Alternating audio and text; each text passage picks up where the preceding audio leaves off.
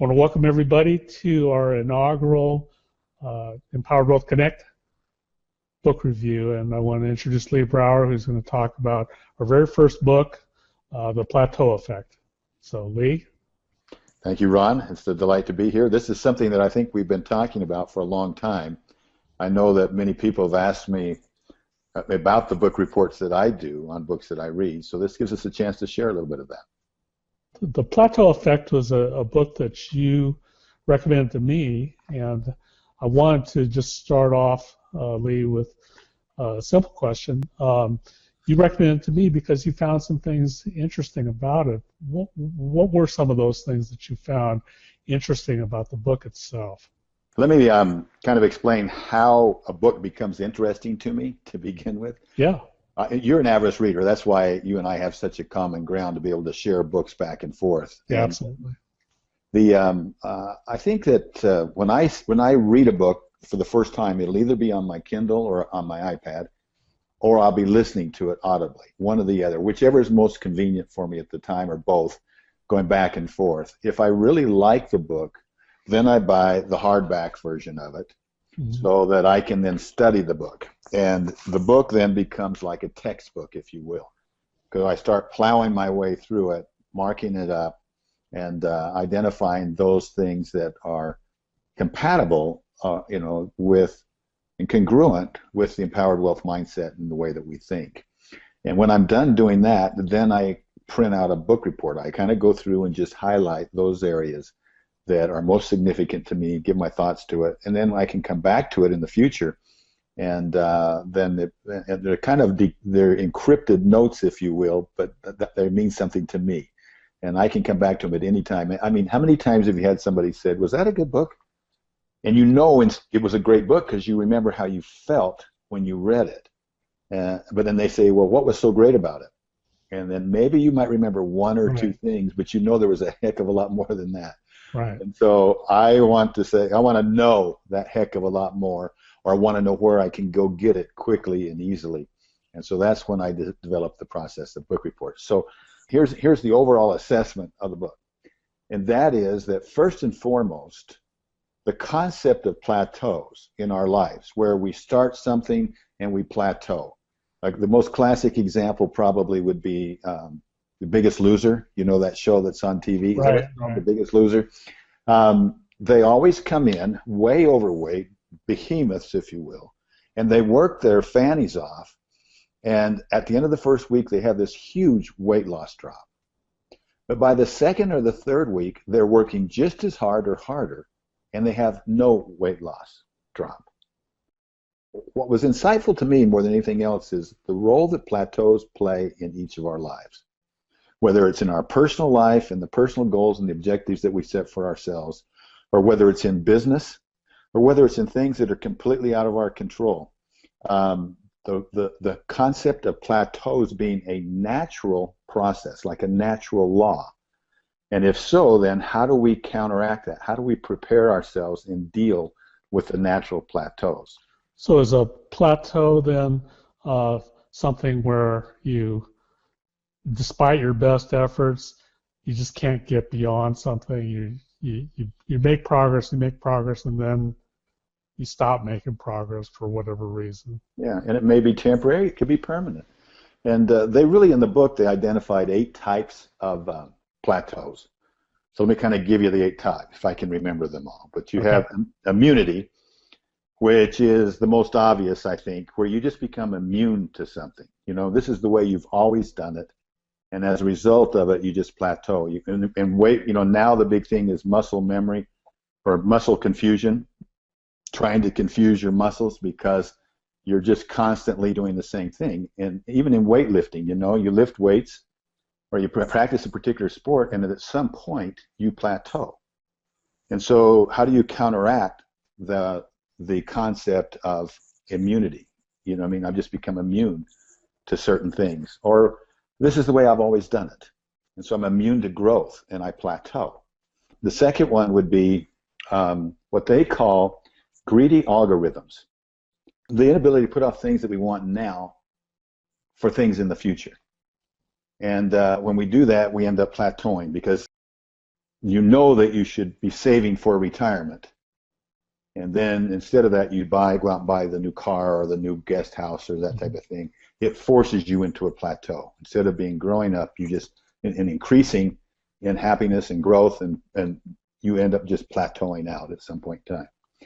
The third thing is timing, bad timing.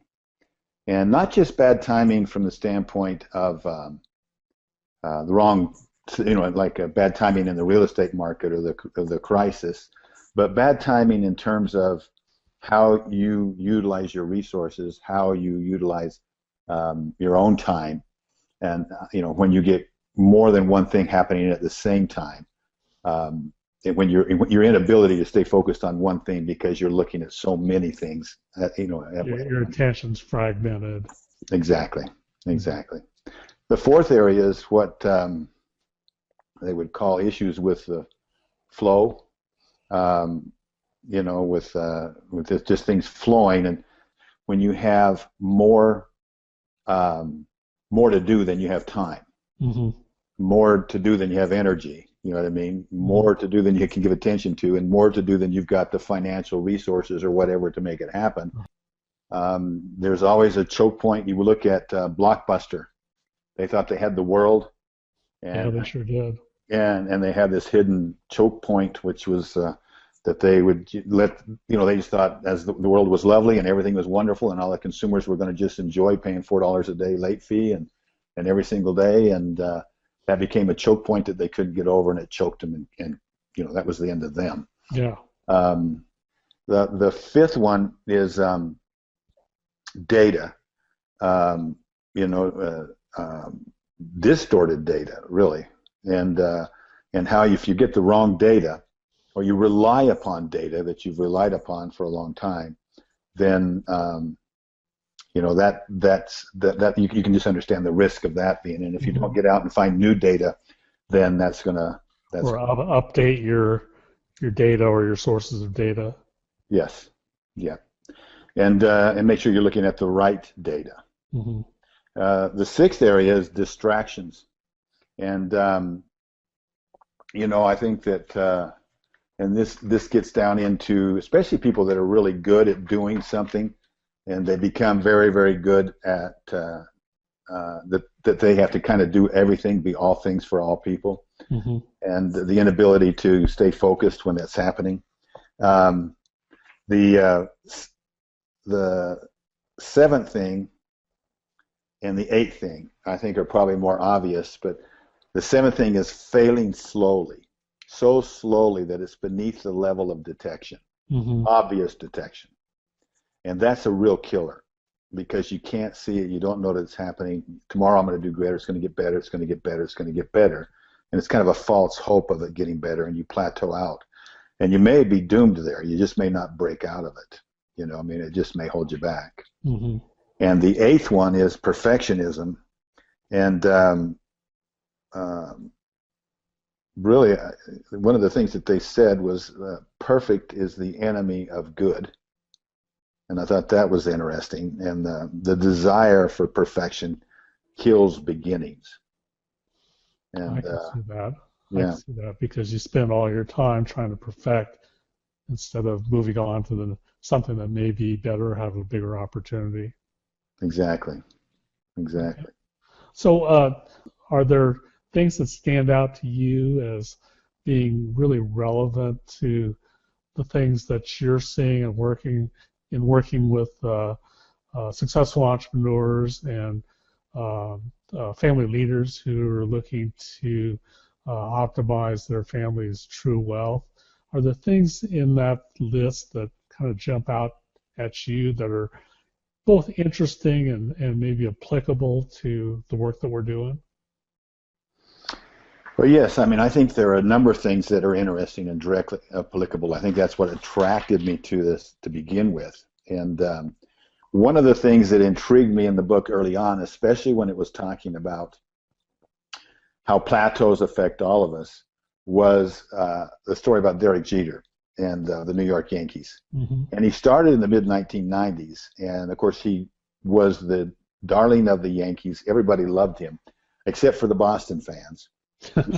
who said they had him figured out to Right. begin with, that he really was the worst fielder in baseball.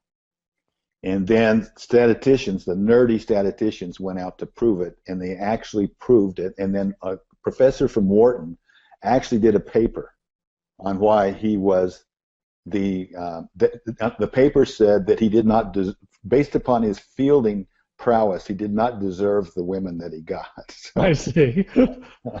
so Maybe correlational information. yeah, it's a scholarly work. But, Yeah. All right. but nonetheless, in 2008, here he is with $250 million of earnings at the top of the world. He decides to do something about it.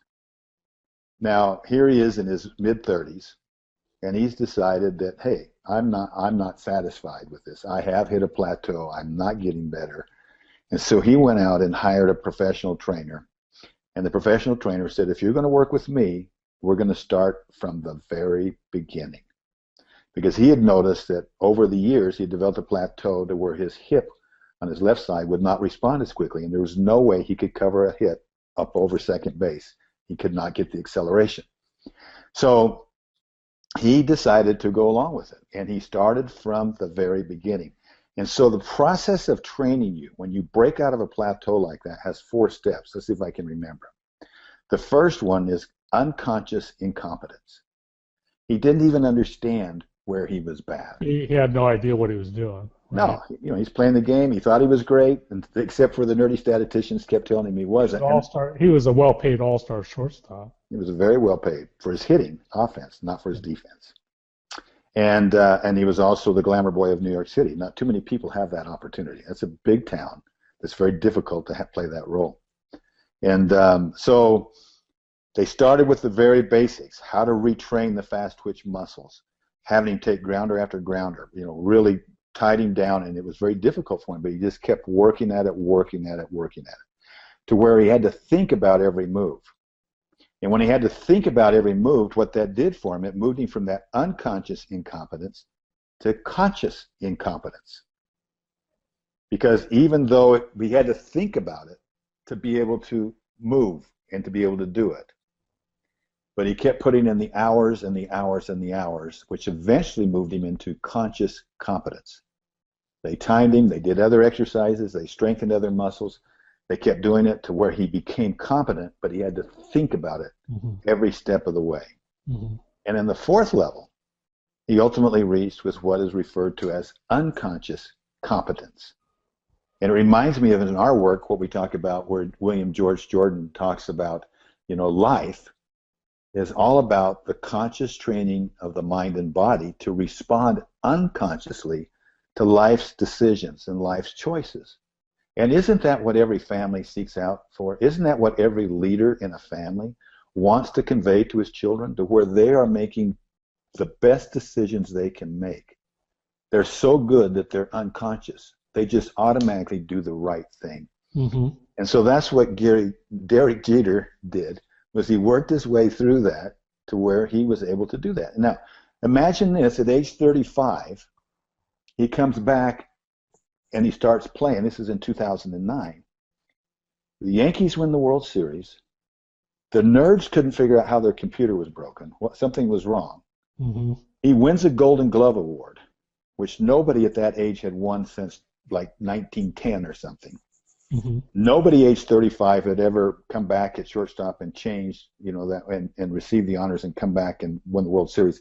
He had done all these firsts as a result of breaking through that plateau. Well, that's a very interesting story.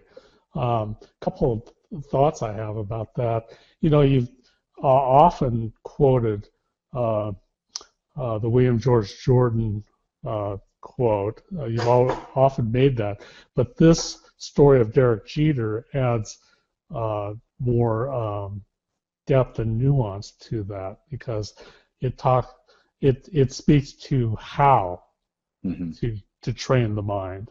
So that's one observation I would make. The other is really a question, because I know that Dan Sullivan, who you work closely with a strategic coach, talks about how if you work on your weaknesses, all you'll have at the end is strong weaknesses. Mm-hmm.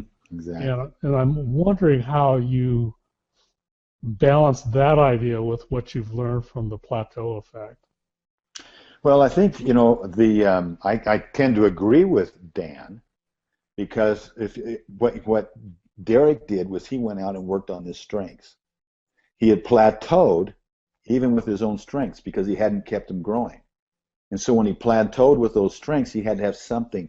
See, that if you're going to break immunity, so let's talk about that very first one. Immunity is where you become immune to your growth. This is my plateau. This is where I'm been. This is as good as I'm going to get. When you reach that immunity stage, the only way you can grow is with disruptive behavior. You have to disrupt that. So how many times have somebody driven to work and they drive home again and they never remember the journey because they're immune to the journey? Mm-hmm. The first time, if you move to where I live, I'm looking out the window at these beautiful mountains with white snow on them, beautiful trees. I can remember when I first came to this state and I drove anywhere, I was like, whoa, this is the greatest place on earth. Sure. This is amazing. I've never seen anything like this. Now, I don't even remember the drive unless I want to be disruptive. And so I've asked myself, one of the questions I'm asking myself as it relates to immunity, in what areas have I plateaued in my life? What areas of my life am I taking for granted? And when you plateau, you stop growing. What strengths do I have that I'm not using to their fullest, that I need to focus on? Can I focus on those strengths? Can I find those areas that are disruptive and break the existing patterns so that my strengths have the opportunity to rebreathe? They can breathe fresh oxygen again, mm-hmm. and they can go. It seems to me that that's maybe another nuance or definition or a way of expanding our definition of dynamic balance too, because we're constantly having to remind ourselves and think in terms of what is it that we're missing or what is it that we're not conscious of that we're plateauing on or taking for granted that we've developed an immunity towards.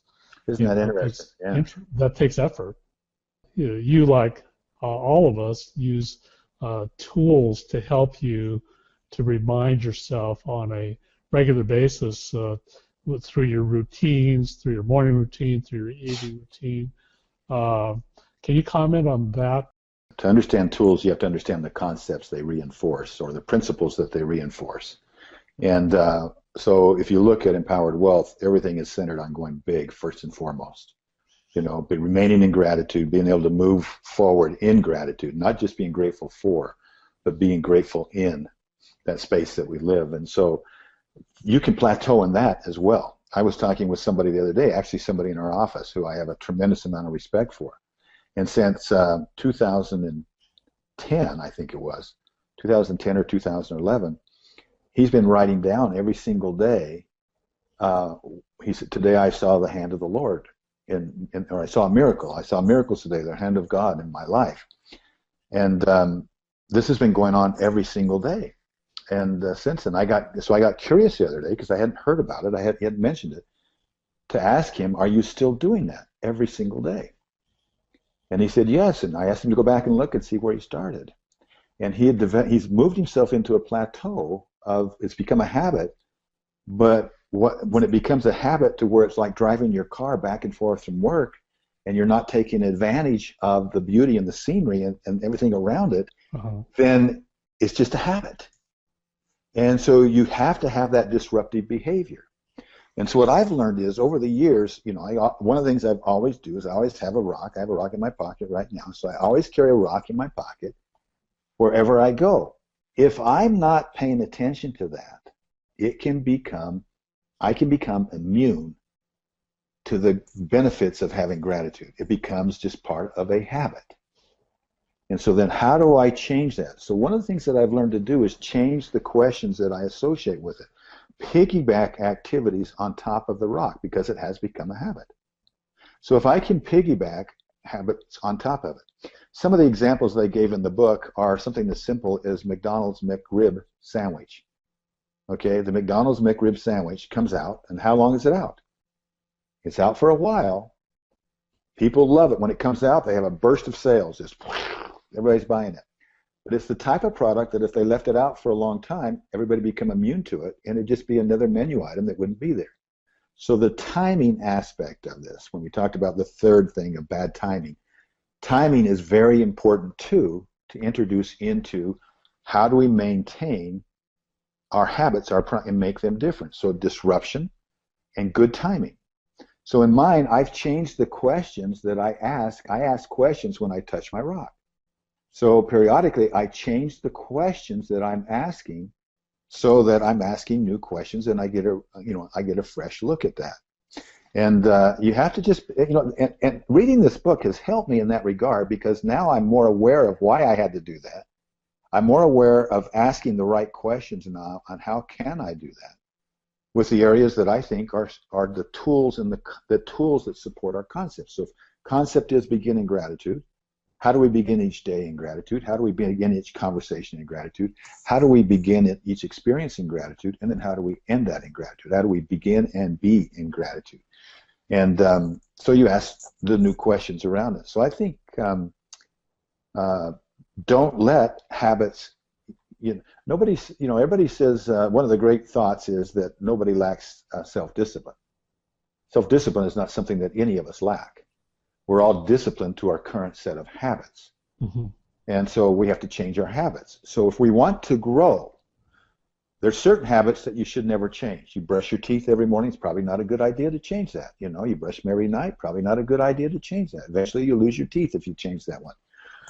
But there's other habits that relate to growth that we need to look at, because as our growth starts to plateau, how do we change that behavior in such a way that it disrupts the action, creates different timing around it? What's the flow? Look at it very carefully in terms of how we're doing. How do we improve that? How do we make it better? And what small thing can I do? What small step can I take today to change that behavior? Well, those are all very useful comments, Lee.